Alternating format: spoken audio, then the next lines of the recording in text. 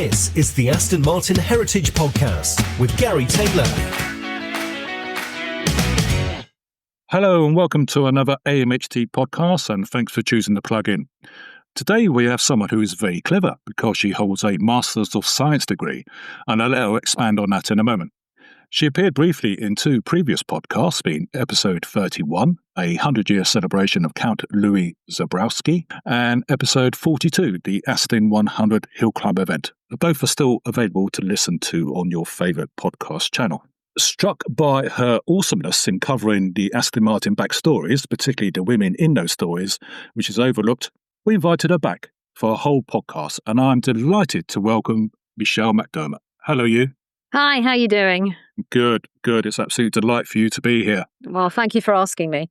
So tell the listener about yourself and how you became involved in the Aston Martin backstory. Off you go. Okay, well, I've always been a fact forager and a problem solver. And on occasions, I have driven the family and friends absolutely balmy with my constant quest for knowledge. So in 2016, after we'd sold our business, I ventured back to university. Over 40 years since I first toddled off to Manchester in the 1980s.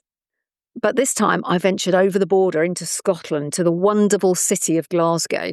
I was looking for a change in direction. You have to do these things. Was it a midlife crisis? Probably. But I applied to Strathclyde University to do a Masters of Science in Genealogical, Palaeographic and Heraldic studies.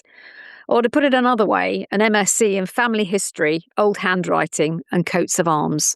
It was 3 years of hard work, finalising in a 70,000-word final year dissertation, which... And how many pages of A4 is that? Can we... Well, it's probably around about a 3-inch tome. The old yellow pages, maybe, if a bit thicker. Yeah, a bit thicker, double the size of the yellow pages. There's actually a copy in the AMHT archive. If anyone young is listening to this, ask your parents about yellow pages. But then the question came, well, what on earth could I investigate? By now you know that I have a love of cars. Yeah. Otherwise I wouldn't be here. But my university supervisor didn't. In his view, a car was just a means of transport. So he wanted me to go into the DNA results and testing for genealogical research, which to me was deadly boring, or to go and delve into the records of the Cambridge Union Workhouse, which has its merits and for some would have been good, but not for me. I just wanted to go with my passion, which is cars. I want to examine something in the motor industry, much to my supervisor's despair. He had absolutely no interest in cars whatsoever. So at the end of my second year in 2018, Peter, and as you know, he's my hubby, or as he likes to put it, partner in crime or bag carrier. Yeah, I've been there as well. Not your bag carrier, but I've been a bag carrier. Absolutely. Well, he took delivery of a beautiful blue and orange DB11 Volante from the Aston Martin dealership in Cambridge, which sadly is no longer in existence. No, it's gone now, yeah. But at the time, the dealer principal arranged for us, yes, me as well, to go and do a performance driving course at Millbrook. Now, Peter would be driving a DB11 and I would be driving a Vantage. Not too shabby? No, not too shabby, but the dealership were trying to prize me out of my Porsche 911 convertible, which, as you probably know by now, they didn't manage to do. But hey, I've still been invited onto the Aston podcast. Yeah. Well, it's been nice having you here. We can close the podcast now. Okay, all right. Well, I jumped into the Vantage alongside Neville Glenn. He is one of the Aston professional drivers who is based at Millbrook. And we were driving up and down the twisty-turny circuit, and soon the conversation really turned to my degree, my severe lack of a subject matter for my dissertation. So Neville asked me, well, what does genealogist actually do? So at this point, you was on the course and you knew what you had to do. You had to do a dissertation, but you didn't know what subject. No, not at all. See, in my second year, my dissertation had been written about the girls of the ATA, the Air Transport Auxiliary, which was a non-military civilian organisation that moved aircraft from manufacturer or repair shop to airfields. So Neville dived in and said, what do you want to do? Absolutely. So I said, well, if you take a brand like Aston Martin, I'd look at the people behind the brand. I'd look at their stories, I'd explore their lives, and I'd tell their stories. So without actually realising it, I'd actually formed my dissertation basis driving around. So for me, it was almost like a eureka moment. I was going to go into and I was going to do cars for my dissertation. Oh, there you go. However, I just needed to find a route into Aston. Did Neville manage to help you on that? Well, he did. And as I say, fate always has a habit of sticking her oar in, doesn't it? But on this occasion, he introduced me to Wadders, or Steve Waddingham. Don't know who he is. Do you not know who he is? Oh, well, okay, I'll explain. Well, he's the Aston Martin historian who does so much and actually interviewed me, if I remember rightly, on podcast 41. Yes, he did. So I'd now got an idea for a dissertation, and subsequently I've used all the information that I've gleaned to write for AMQ. You may have even read some of them. That's the Aston Martin Quarterly for the Aston Martin Owners Club, isn't it? That's right, yeah. So I write for them just to really try and get the wider club to understand where their brand came from, because so many people drive the cars and have no clue as to who designed it, who came up with it. Don't ask me anything about engines or gearboxes, please, because you'll get a very strange answer if you do. As you said earlier, it is all about people, isn't it? Absolutely. It is all about people. It is. And even though my degree is long finished, I graduated in 2019, I still research. And the latest rabbit hole I have found myself falling into is researching the lady racers of the early 20th century. So I'm sort of going from the end of World War I to around about 1970. And I've been scouring the newspaper archives to find names and cars and to see who was driving what and when. And I think at the moment I've got about 75 names, and about 25% of them are associated in some way with Aston Martin or Lagonda. So And that's the lady racers? Absolutely. The lady racers, the Aston Angels, whatever you want to call them. That is magnificent. I mean, this is just perfect for the podcast because it's about people. Because let's not be shy. We've had a lot of men, a lot of fellows, a lot of gentlemen on the podcast, but the women, the lady racers, has hardly been touched on. And now you're saying you found, 25% from those 75 names having an Aston Martin connection. And we need to grab those people. We need to capture those people. We need to get them championed. Well, absolutely. And some of them have only had a very fleeting glimpse and fleeting association with Aston, but they're still drivers. They still have won races or come second or third or something along those lines. But the ladies I've sort of got to talk to you about today have had a bit more of an involvement, some of them, and some of them are just fleeting. So we'll have a look. Growing the passion, sharing the stories. The Aston Martin Heritage Podcast. You briefly said what period of Aston Martin history. So can we just pin down what period in history we're looking at? All right. Well, okay. Let's start by boring you. We'll start with a little bit of social history. It was during the First World Wars that many women chose to, alongside their male counterparts, to serve king and country. Where they were working as drivers, mechanics, all of which fueled a passion for motorsport. But after Armistice in 1918, the gentlemen racers were not so keen to share the concrete, because at the end of the day, all the racetracks were concrete in those days, with women. And as a result, yeah, absolutely, women were banned.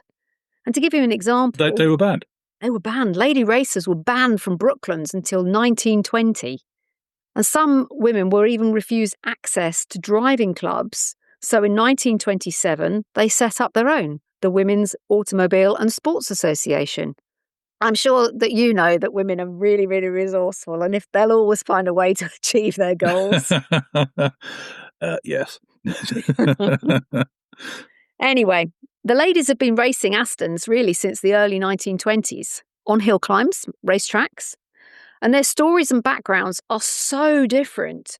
And I don't know how many of them you could name, but let's see where we go from here. There's Mildred Mabel Bruce, an adventurer, and I think she'd be a brilliant dinner party guest. You think? Oh, absolutely. There's a recluse, Henrietta Lister, but she was also an exotic dancer and a watercolourist. There's Ivy Cummings, reportedly the youngest person to lap Brooklands. And there's Winifred Pink, an engineer and the daughter of a jam manufacturer. Or there's Kate Martin, the daughter of a vicar, the wife of Lionel Martin, the co-founder of Bamford and Martin. And of course, not forgetting Marion Agnew, the first female owner of a second-hand Aston Martin. How cool is that? Oh, that's brilliant. Oh, it's fantastic. I mean, isn't this just great? You asked how many I knew. I heard of Kate, or was it Catherine Martin? I think we refer to her often as Kate, Well, don't we refer to her as Kate, but her name is Catherine. Catherine, yeah. Some great names there. So, Michelle, where do we start? Which one did you research first?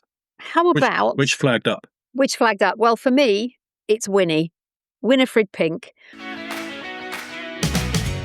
Winifred was one of the lesser-known heroines from the Bamford and Martin era, and probably the one that I have the most affinity for. She was a tomboy, as I am. You never see me in a dress or a skirt. But anyway, so Winifred was born on the 10th of September, 1895. Now, in the same year, Oscar Wilde is quoted as saying, "My dear boy, no woman is a genius. Women are the decorative sex." Well, I have to say, I beg to differ that one, but Winifred, on the other hand, having researched her life, was about to defy this in monumental style. In my opinion, Winifred was a pioneer. And why do I think that? Yeah. Well, women from wealthy families were expected to be educated a little, marry, and then have a lot of children. Yes. And then after that, they were expected to stand in the shadows of their husband, never raising their heads above the parapet. But Winifred was a trailblazer. She refused to conform. She never married or had any children, well, at least none that I've been able to find. Winifred moved in a man's world, defying the social norms. She becoming an engineer and a motor racer in later life. To put it simply, as I've said, Winnie was a tomboy. She enjoyed speed and all things mechanical, but she had a practical approach. But I guess, where did this come from? I was going to say, yeah. Is it nature? Is it nurture? That was the question I asked Andy Palmer when I interviewed him. And he was very clear that he thought it was nurture because his grandfathers had all come through the engineering sector. But anyway, if we look at Winifred, her grandfather was also a pioneer, but this time building a steam-powered food factory in Bermondsey, South London. Now, at the time, this claimed to be the largest producer of jam and marmalade for the working classes. Why on earth class, was used in the strapline? I'll never know. We just wouldn't be able to do that today, would we? Oh, we actually said the largest producer of jam and marmalade for the working classes. Absolutely. That was their advertising strapline. Clear to the point. There we go. Yeah. Yeah, but why the working classes? Anyway, never mind. So let's look at the scene in and around 1895. Food adulteration was rife. Unscrupulous manufacturers would, and I mean intentionally, add cheap and non-food substances like plaster and chalk or sawdust to such things as bread and flour to increase the weight or improve the overall appearance. These substances could be poisonous, but it was not at the time considered a crime, unless it posed a direct risk to health. But the Lancet, that big medical journal, vouched for the purity of the Pink's products. And as a result, the sales soared and the family business was on the up. Winifred's father and uncle joined the family firm. As with any second generation joining a business, you hope that new blood will boost the business. But hindsight's a wonderful thing, and this would be so far from the truth. The brothers were greedy and money-orientated, and in their bid to rationalise and reorganise, they threatened the livelihoods of all the 600 men and women relying on the Pink family for their work, their incomes. And the workforce became alienated, hardly surprising. Yeah. And while all this was happening, Winifred was growing up. But she was bored and she spent a lot of her time on the factory floor. The brothers' first target for rationalising their business was to look at the female workers, reducing their wages Was this just motivated by greed? Oh, totally and utterly. And it had the inevitable consequence. The girls all went out on strike. Okay. They downed tools. Yeah. They refused to work. So what do you think the brothers did? What do you think their solution was? Well, I think they just sack them. Yeah. And then they rehired either the same workers or others at a much lower wage. The brothers' greed and their luxury lifestyle impacted on the workers further. They cut corners. They changed their working conditions. So you can imagine how the newspapers latched on to all the problems that were happening at the factory. So during this time, you can imagine her father was up to his ears in problems. Winifred was left to her own devices totally, and she'd sneak into the factory and watch the engineers repairing and servicing the machinery, and when the opportunity allowed, she'd tinker with the 1,000-horsepower steam trains. The Great War of 1914 to 1918 played its part. Yeah. And in 1915, aged just 20, Winifred volunteered for the British Red Cross and was posted to Ashcombe House, a Red Cross auxiliary hospital in Weston-super-Mare. So she had very, very little medical experience, as you can imagine. And she found herself in general service, which must have been such an eye-opener for her. She was cleaning, comforting servicemen, and in the fullness of time, she moved into nursing, but this time in Taunton. But even the World War couldn't squash her passion for engines and vehicles. And she found her limited free time. She learned to drive. She worked as a mechanic, all on the hospital grounds. But just after her 21st birthday, Winifred's father passed away and she inherited £68,000. This was $7.5 million today. So suddenly, she was a woman of independent means.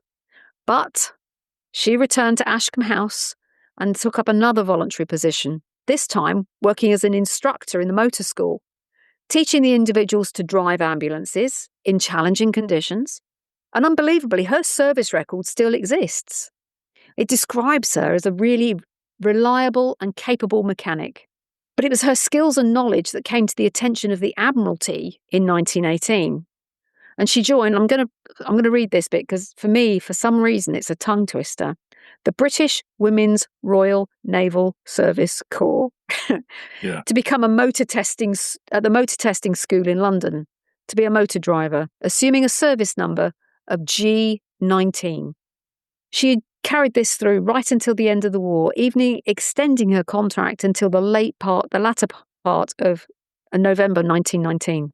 And as a result of her love of all things mechanical, Winifred was made an honorary member of the Women's Engineering Society and regularly spoke about the amateurs' experience of motor racing, ensuring that participants were aware that motor racing from a female perspective was fun, but you need to have the patience of a saint and the skin of a rhino. Skin of a rhino, I think, is very apt. Yeah, well, in that absolutely. time. I don't think things have changed now, to be honest. Okay. And it would be her mechanical and engineering skills that would grab her the headlines. And I've told this story before on the podcast, but it was very much the condensed version. So if you'll forgive me, I'll tell it again. Go on. Okay. So one sunny afternoon at Brooklands, Winifred could hear a strange noise coming from her fuel tank. And showing her practical approach, she stopped, cut a hole in her fuel tank and pushed her hand inside. Found the lump, which was a piece of solder that fallen off. Now she had another problem. She'd got a great big hole in her tank, so what was she going to do? Well, the answer proved to be her lunch. She pushed the sandwiches into the hole, tied them up with a piece of string, and then went off racing. But this impromptu first aid made sure that Winifred could continue her race meeting, even winning one of her races afternoon. Even winning. Yeah, absolutely. Incredible. But Winifred's love affair with Aston Martin was short, and it was mainly during 1924. But she had many, many successes, especially at hill climbs or on beach events. But there are very few pictures. There's one picture of her driving AM 270 with Lionel as the passenger. But other than that, I can't find any other pictures. So if anyone out there has got anything, I'd love to see them. Yeah, of course, yes. But as they say, Winifred dedicated her life to the progression of women in motorsport, and she became the secretary of the Women's Motor Club, and she organised the inaugural meeting. On the 1939 register, a census of sorts, it was really aimed at finding out where the population was, what their needs might be if the outbreak of war should ever occur. But she's recorded as volunteering for the Transport Office for the Women's Royal Voluntary Service. She maintained vehicles, and even during the Blitz, she trained other female mechanics and to drive ambulances throughout the war. So she was quite an amazing lady. Yes. But for me, this opens up so many questions. Did she lose the love of her life to the Great War? Did she only have female companions? Or was she just dedicated to her love of motorsport? Winifred remained a spinster until her death in 1956. She was actually at Stonycroft Nursing Home, but I've not been able to find out whether she was working there or she was a resident. But in her will, she left all her wealth to her married friend, Constance Ruby Peters. She left about £365,000. So what she did with the other $7.5 million, I have no idea. Do you think her love of engineering motor racing was initiated from the treatment she saw of female co-workers by the bosses in thinking, I'm not having this. We are better than that? Oh, absolutely. I think she really felt that women in motorsport and women should be given the opportunities because so many of them did. So many of them worked during the First World War. Yeah. But at the end of it, they just weren't allowed to go back to any of the roles. But history, again, repeats itself. Nothing changes. The same thing happened during the Second World War. Shall we move on to someone else? Go on, then. All right. How about the person I think has the most influence over the brand? So who do you think that is? Well, the one that comes to mind is Kate or Catherine Martin. Always referenced when you hear of Lionel Martin, the founder of Aston Martin, or Banford Martin, if you like. But behind every great man, there's a greater woman. Absolutely. So, there you go. So, I think that was the case in Kate's part, do you to be think, honest. Yeah? I do. Well, I mean, she basically was Catherine Alexander when she was born. And I think she was a formidable woman in her own right. But to understand how that big personality might cause friction, I think we need to sort of take a step back and go back into her past, as we've done with Winifred. Yeah. Well, it provides context, doesn't it? Well, it does. And I think I could go back many, many generations, but I think we'll start with her grandfather. He was Harvey Alexander, and he was educated at Worcester College, part of Oxford University. And he graduated with a BA in arts in 1844. And 2 years later, he was ordained into the church. And he was granted a position as a curate in North Devon. So this really, for me, establishes the family connection with Devon and Cornwall. And a year after arriving in Devon, Harvey married Elizabeth, and they had, over the next 5 years, 4 children. But our story continues with their eldest son, Harvey. He was Kate's father. Yeah. And details on his education are really sparse, but evidence shows that he followed his father into the religious life and settled in a parish in, oh my goodness, here we go. Menhenhoit. I have no idea if I've said that correctly. No idea. So I apologise if anybody listening this one. Oops. Welcome to Devon and Cornwall. Absolutely.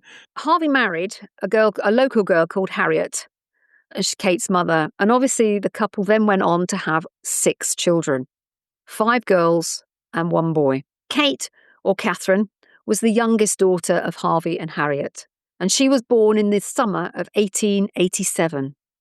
Now, it's rumoured shortly after Kate's birth, her mother Harriet again plummeted into postnatal depression. And this was the 4th or 5th time that this had happened, and Kate's father felt he really couldn't deal with this all over again. And he turned to one of his parishioners, Rose Porcher, and literally for the support of her arms wrapped around him. But this caused her parents' relationship to deteriorate, unsurprisingly, and eventually it came to an end, leaving a little girl without the love or the stability of her parents. But her mother was still a very sick woman, trying to convince a very male-dominated legal process that her husband had committed the adultery over many years, just caused her stress levels to go off the scale, and it just meant that she went further and further down the spiral. So Harriet petitioned for divorce, but the affidavit was never sworn until 1900, so some 3 years after Kate's birth. But the divorce was never granted, and just 12 months later, in 1901, Harriet was committed to a lunatic asylum. Now, this was often the way that husbands dealt with problematic wives. I hope Pete doesn't decide that that's what he's going to do to me. I'm just going to highlight that comment. Carry on. And she remained there until she died in 1907. During this time, Catherine had very little contact with her mother. She was parcelled off to boarding school. Now, again, I'm going to have How to old try. had she been then? She was 13. Okay. And she was packed off to Wales. So, do you speak Welsh? No. Oh, good. Okay, well, this is where she was based. Here we go. Here we go. Okay, listeners, buckle up.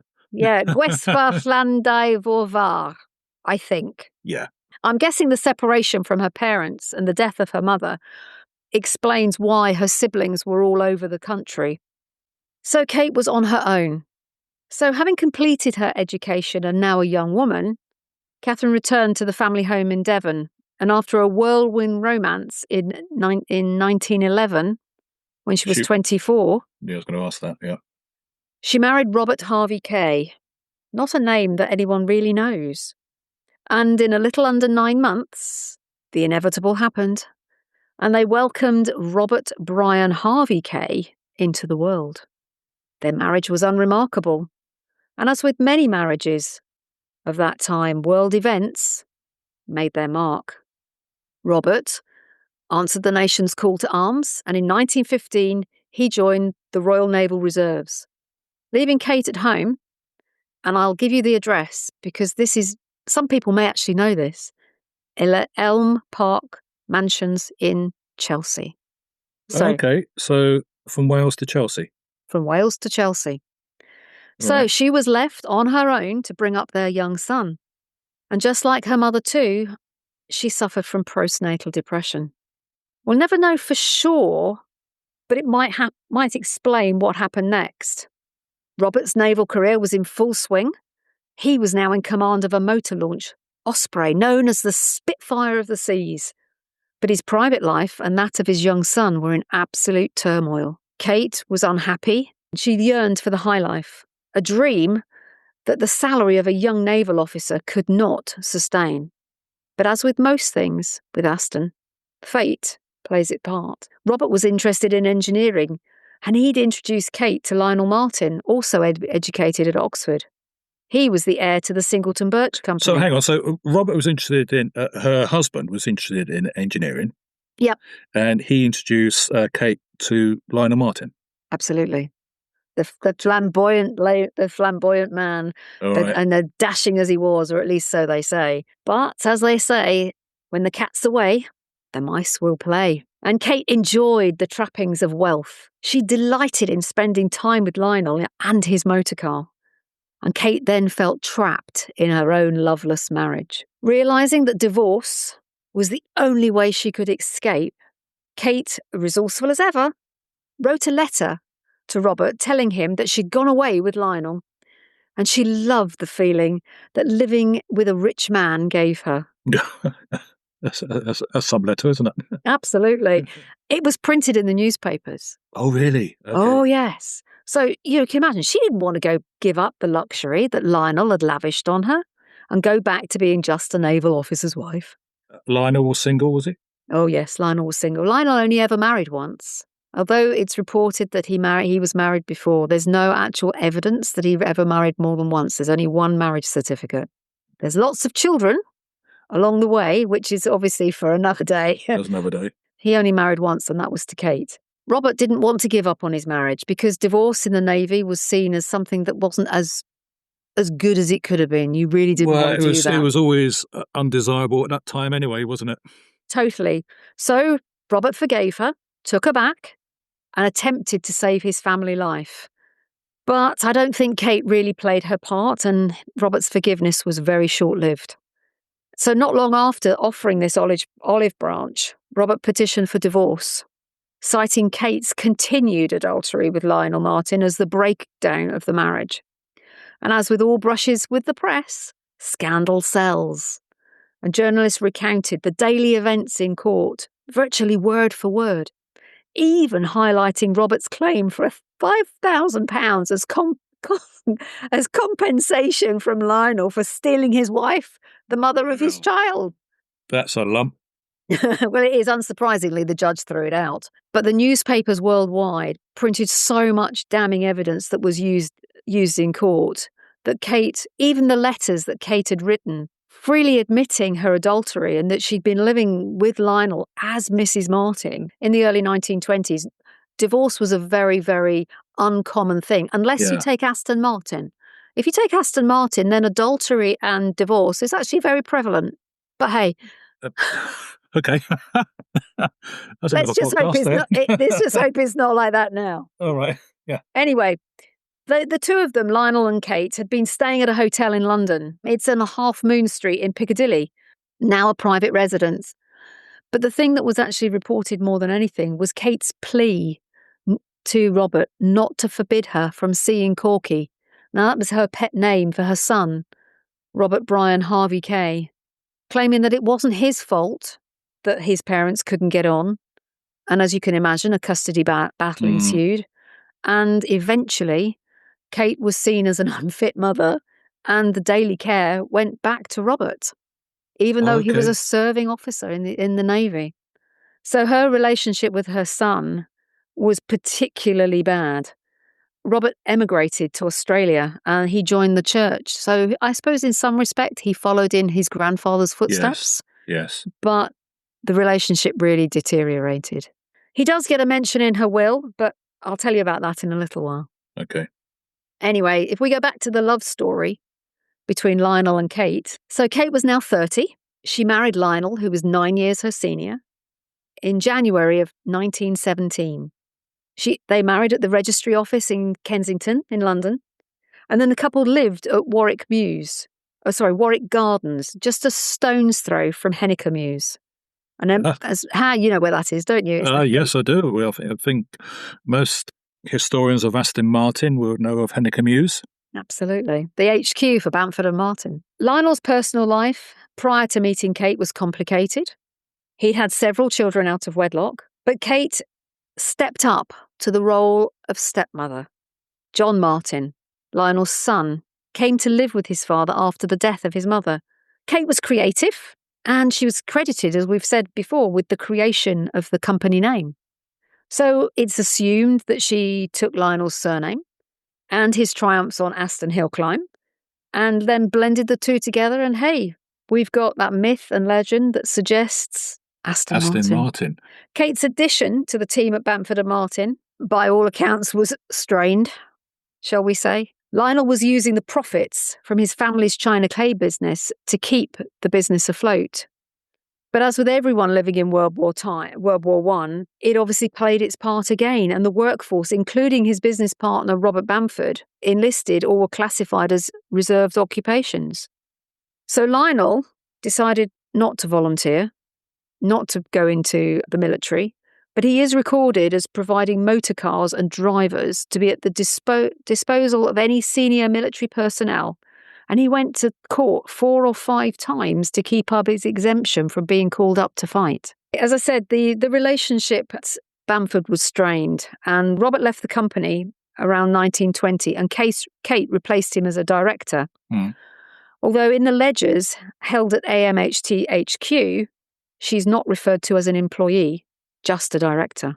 But she became an accomplished driver in her own right and regularly competed on the track at Brooklands. And the cars continued to race on the circuits and hill climbs.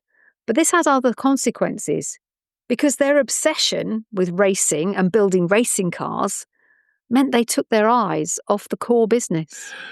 I was going to say, because one of the things that attracted Kate to Lionel was she wanted the high life. She wanted the wealth. Yeah. The rights and wrongs of that, there's the attraction.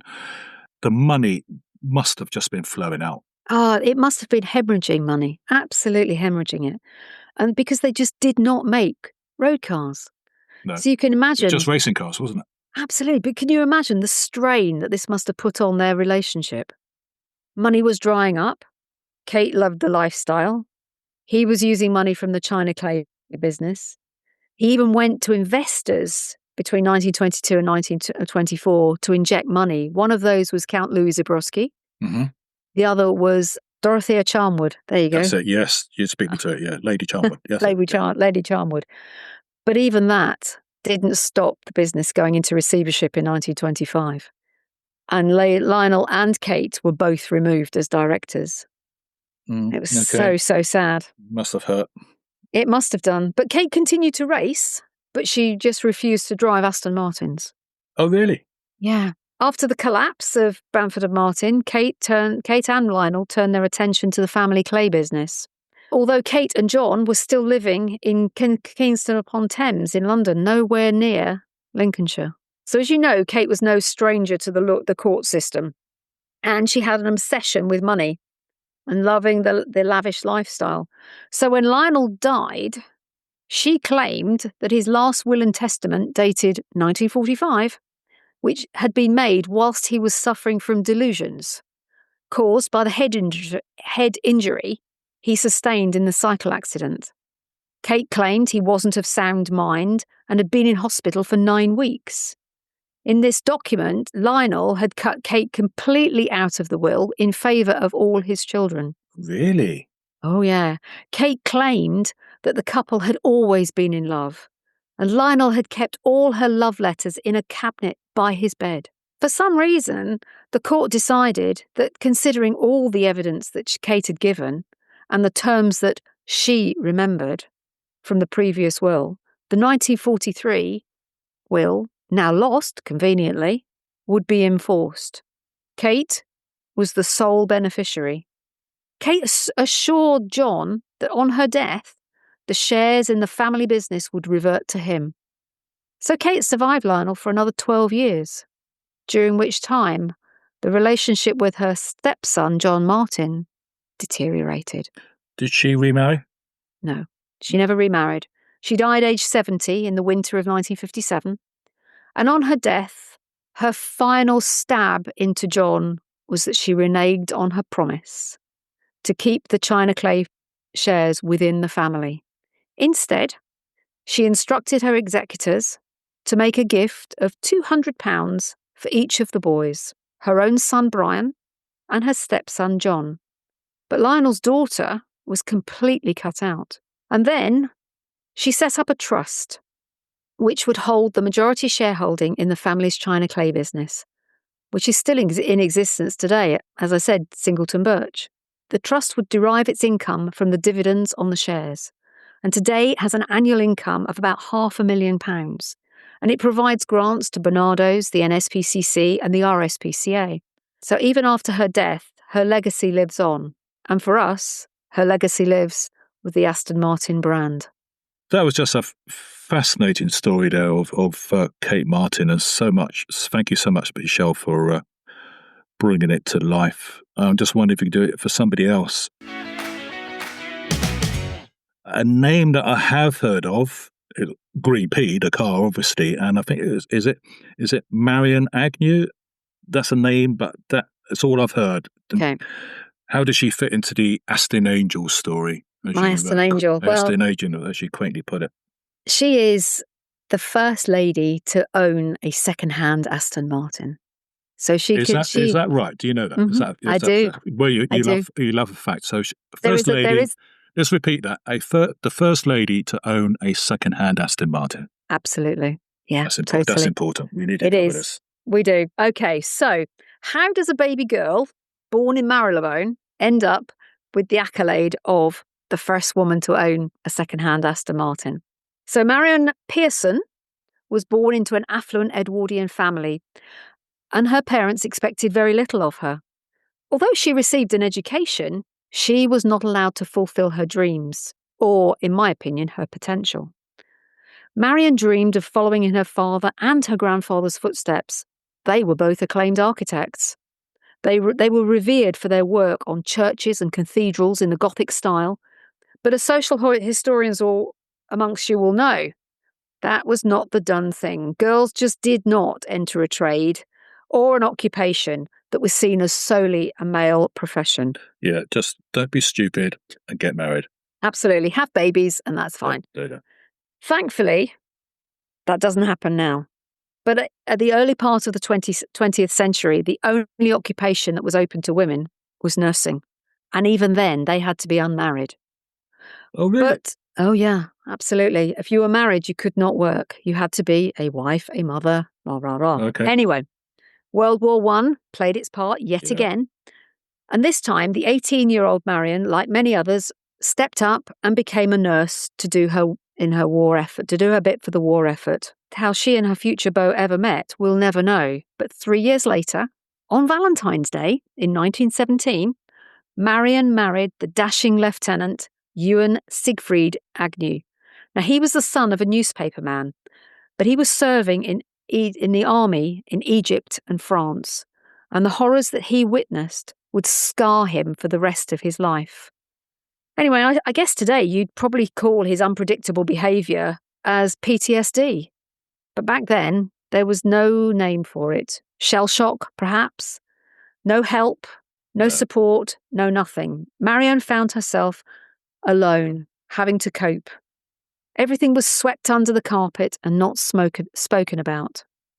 So with Ewan back in Civvy Street, he tried to establish himself in politics. And as the dutiful wife, Marion travelled with him, regularly speaking to groups to promote her husband as the Liberal candidate for Holland and Boston in Lincolnshire. But Ewan's mental health was not improving, and Marion didn't know what to do to help him. So eventually the couple decided that a move to the country would be better than staying in London. So guess where they ended up living? Next door to Brooklands. Brooklands, here we go again. Here we Absolutely. And with no surprise. The hub of everything. Yeah, absolutely. So with no surprise, Ewan's obsession with motor racing started. And with the obvious consequence, he bought a car. But this purchase was the catalyst for what happened next. The salesman was Robert Morgan, was a motor racing designer and a racing driver, and Ewan hung on his every word. The couple purchased a Wolsey motor car, which model I don't know. But the couple took home more than just a car that day. They took in a lodger, Robert Morgan. Robert witnessed firsthand Ewan's erratic behaviour and his obsession with politics and motor cars. So hang on, Robert sold him the car?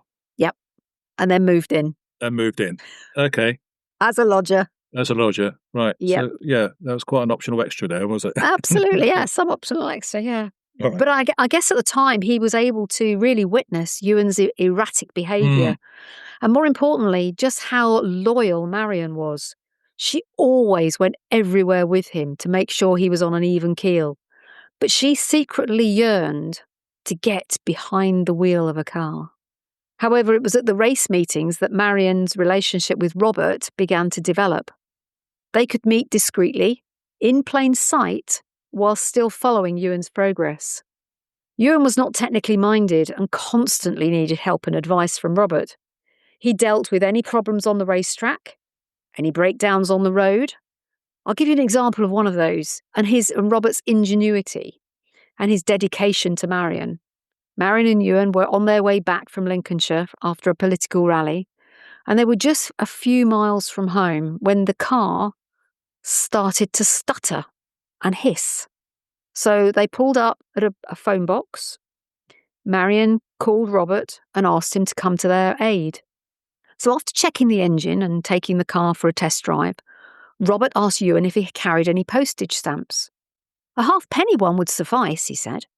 Ewan was very competitive and always wanted to go one better. I only have a penny stamp, he said. So Robert promptly licked the stamp and stuck it over the hole in the carburettor, allowing the couple and their mechanic to continue their journeys home, but in different cars. I don't know. Sandwiches, stamps, it's all you need to get these cars going, isn't it? Absolutely. But I love these stories. It just brings everybody back to life. So you can imagine with Ewan's obsession growing, in 1923, Marion and Ewan tried out a new car, an ABC motor car, at Brooklands, but always under the watchful eye of Robert Morgan. Marion was hooked, and she decided that she wanted to own a car of her own. But when Marion asked the salesman how she could make it go faster, he just looked at her and said, "Well, just fit bigger wheels, madam." Okay. Marion knew she needed to look elsewhere for a car to go racing, so she enlisted the help of Robert. So she asked Robert for some help, and this time he suggested an Aston Martin. So we're in an era here of it's a man's world. So Robert negotiated with Lionel for the purchase of the second-hand Aston, the first of its kind, one of the two 1922 Grand Prix chassis cars. Marion paid £600 for the Aston, about £46,500 today. And as I said, there were two chassis. One driven by Count Zabrowski, which was dark green, and had been promised to George Ison. And the other, I think the jury's out on the other as to where it is and what it is. But anyway, Lionel loved to please the ladies, and he decided that the dark green car, although it had been promised to George Ison, was in his opinion the better car. And so he sold it to Marion. She took delivery of that little green car on the 23rd of March, 1923, and she promptly christened him Green P. Green P. What a lovely story, leading up to an iconic car that, well, still exists today. It does. It absolutely does. Yeah. But Marion was a rookie driver. But she still wanted to go motor racing. So she encouraged Robert to enter the 1500cc race at the Grand Prix de Boulogne, and Robert driving with Marion as his riding mechanic. At the checkered flag, Green P came second, just behind the Talbot, driven by Seagrave, but in front of George Ison in his Aston Martin. Journalists marvelled at the couple's achievements without realising Green P's credentials. Marion's confidence grew, and as a driver on the 3rd of May 1924, she entered Green P in the ladies' race at Brooklands. The race had 4 entrants: Marion Agnew in her Green P, right, Miss Lister in her Aston Martin, the Countess of Connaught in her Sampson, and Mrs. Duller in her Parry Thomas. The Countess failed to start, leaving 3 competitors to head to the start line. The race started. Mrs. Duller took the lead, and then without warning, her car failed and forced her to retire. Now it was an Aston race. Miss Lister versus Marion. Green P crossed the line in first place, and achieving, as the papers reported it, a very comfortable win at a top speed of 75 3/4 miles an hour. We mustn't forget the 3/4. Yeah, well, I question the accuracy of the 3/4, but we'll go with it. Yeah, you and me both, to be honest. Marion's home life with her husband Ewan was difficult, to say the least, and Ewan had thrown himself into politics and had little time for Marion or her new hobby. So after 12 years of marriage, Ewan filed for divorce. And as with any marriage breakup, everyone looks for the guilty party. So you may think that Ewan's unreasonable behaviour would be on sufficient grounds, but the papers reported that it was Marion's misconduct that would be cited. Divorce paid out through the newspapers, as it has for everybody else in Aston, and it would be Marion's adultery with Robert that would see the final dissolution of the marriage. So Marion was free to return to her maiden name of Pearson, but Robert had other ideas. And in the winter of 1929, the couple married. They also welcomed a son into the world, Brian. But this story has a very happy ending. Marion and Robert enjoyed 47 years of happy marriage before Robert passed away aged 84 in the winter of 1976, followed by Marion in 1985. But what happened to Green P? Well, as you know, Marion was the first female member of the public to own a second-hand Aston. But Marion's relationship only lasted 3 years with Green P. Then the little car was purchased by Sid Cummings for his wife Ivy to drive. Now, she's another one of the Aston Angels. But since then, Green P has passed through the hands of 15 other individuals until 1958, when he joined the Murray family with Rob Murray, the current owner. Now, I have to use this opportunity to say a big thank you to the Murray family. Firstly, to Neil for all his help while I was researching my dissertation, and then to Rob for allowing me to follow in Marion's footsteps and actually sit in the driving seat of Green P. No, what was that like for you? It was just amazing. It brought the biggest smile to my face. It's actually the icon I use on my Twitter account. Oh, is it? Yeah, well, I can understand that now. What a lovely story. We have a human story behind Green Pea. Yeah, and we do. Green Pea was the first second-hand Aston Martin bought by a female. Absolutely. Can you imagine her taking it to Waitrose to put the shopping in the boot?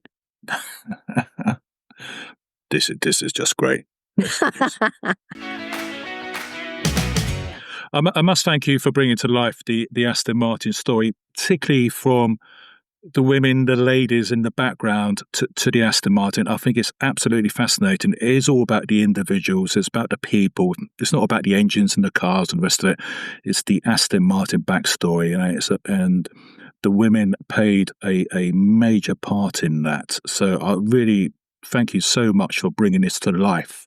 And I think we need to follow this up on another podcast. There are some more ladies with Aston Martin connections we need to cover. And it's not just the ladies, because I think, okay, let's give the men a shout as well, because you have been covering them as well, aren't you?